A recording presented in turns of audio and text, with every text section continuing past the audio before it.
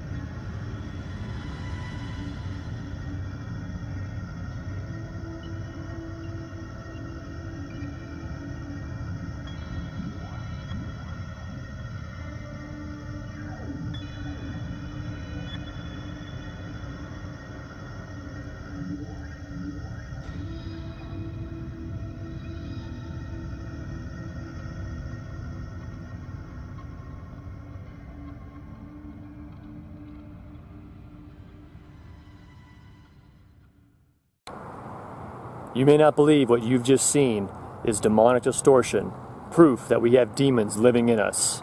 But that is what you just saw, and everybody has them, and they enter into us from childhood, and they stay with us all the way until death.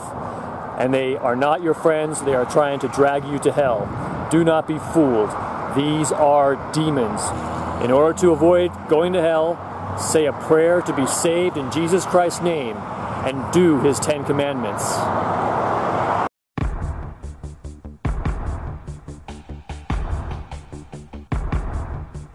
It took me to a tunnel where I saw thousands of people fall into the abyss. And it was not like 1,000 or 2,000. It was like the sand of the ocean without number. They would fall like this per second. They would fall like handfuls